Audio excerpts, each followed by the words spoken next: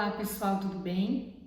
Bom, gente, no vídeo dessa semana a gente vai comentar uma questão da prova da OAB de primeira fase, exame de número 31, tá? É a questão 57 da prova branca, que fala sobre reconvenção. Então, eu resolvi trazer essa questão aqui porque ela traz uma especificidade bastante interessante e a gente já vai aproveitar o momento aqui da questão para falar um pouquinho sobre isso. Eu coloquei a questão mais ao final do vídeo de hoje, tá? Mas, dando uma contextualizada no caso, ela nos dizia mais ou menos o seguinte, né? Daniela contratou um arquiteto chamado Fernando para realizar obras num determinado apartamento. Fernando, por sua vez, acabou promovendo uma ação de cobrança em face de Daniela, dizendo que ela não pagou o que deveria ter sido pago ali em razão dessa relação contratual. Daniela foi citada para esta ação de cobrança, não contestou, mas apresentou reconvenção. E aí a gente vai começar, né, com as especificidades aqui. Primeiro, então ela não contesta e apresenta reconvenção. Isso é possível? Sim, isso é possível, a lei determina essa possibilidade, ela coloca especificamente essa possibilidade lá no parágrafo 6º do artigo 343, que é o artigo que fala sobre reconvenção. Então, o réu ele pode reconvir sem contestar, né? Outra especificidade aí, gente, bem interessante, né? O que Daniela fez? Ela não contestou, mas ela apresentou reconvenção em litisconsórcio com um terceiro. Então, ela manejou reconvenção, ela propôs a reconvenção em litisconsórcio com seu marido José. O seu marido é um terceiro, ele não era réu dessa ação. Então, ela propõe reconvenção em litisconsórcio com um terceiro. Em face de quem?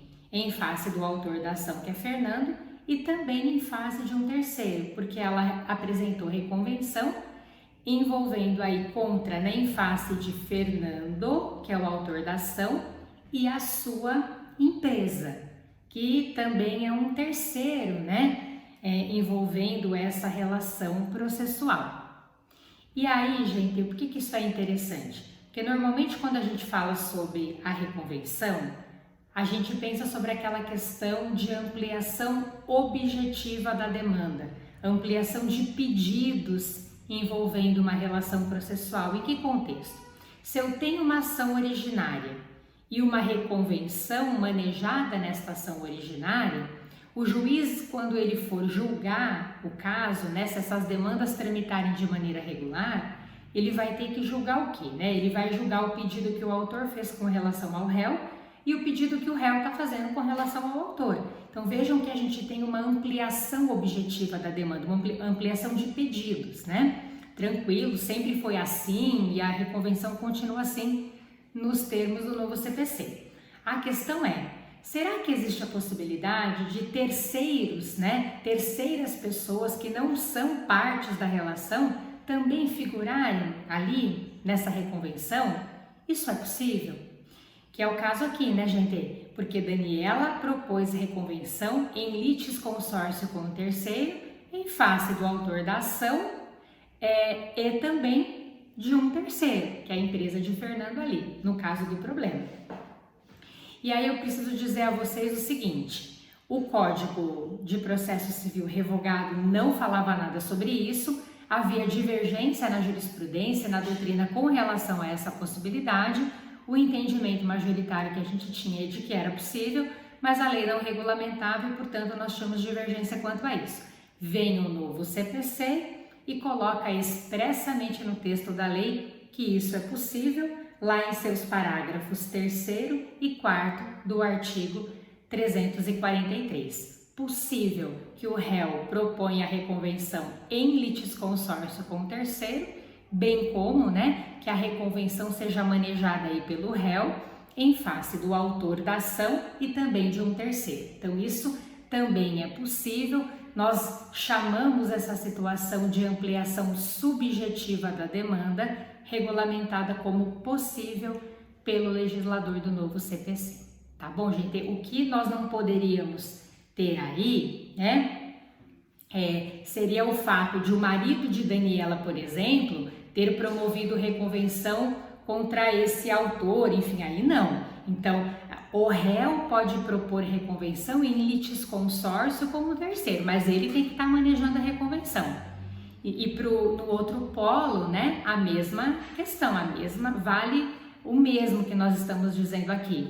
Essa reconvenção não poderia ter sido manejada em face da empresa de Fernando, né, diretamente. Ela tem que ser manejada em face do autor, se for o caso, né, de um terceiro aí também. Então foi o que aconteceu aqui, tá tudo bem, tudo dentro do que a lei regulamenta. E aí a pergunta dizia, ela nos questionava da seguinte maneira: diante dessa situação hipotética, assinale a afirmativa correta. Então a letra A dizia assim: como Daniela deixou de contestar a ação, ela e seu marido não poderiam ter apresentado a reconvenção, devendo ter ajuizado a ação autônoma para buscar a indenização pretendida. Ah, não falei, tá, gente? Então a reconvenção aqui, conforme o probleminha está narrando, ela, tanto Daniela como seu marido, né, eles objetivavam receber uma indenização por danos morais, dizendo que concluída aquela reforma, fotos do interior do imóvel foram parar num site sem que eles tivessem autorizado ali. Então eles se sentiram lesados e por isso aí a propositura da reconvenção para pedir essa indenização por danos morais, tá bom? Então a questãozinha A, voltando para ela, como Daniela deixou de contestar a ação, ela e seu marido não poderiam ter apresentado reconvenção, devendo ter ajuizado a ação autônoma para buscar a indenização? Não, né? A gente sabe que a lei, falamos um pouquinho sobre isso também, a lei regulamenta a possibilidade do réu reconvir, mesmo que ele não tenha contestado a ação, então a alternativa A está incorreta. A B, a reconvenção deverá ser processada, a despeito de Daniela não ter contestado a ação originária, na medida em que o réu pode propor reconvenção independentemente de oferecer contestação, essa é a verdadeira, parágrafo 6º do artigo 343. C, a reconvenção não poderá ser processada na medida em que não é lícito a Daniela propor reconvenção em desconsórcio com seu marido, já que é um terceiro que não faz parte da ação originária. A gente viu que isso é possível, errada a C. E a D, a reconvenção não poderá ser processada na medida em que não é lícito a Daniela incluir no polo passivo da reconvenção a empresa de Fernando, que é um terceiro que não faz parte da ação. Vimos que isso é possível também, errada também a D. Marcaremos aí a alternativa B de bola como correta, pessoal. Tudo bem? Por hoje era só então. Espero que vocês tenham gostado. Curtam aí, compartilhem, fiquem sempre conosco. Um grande beijo, obrigada e até semana que vem.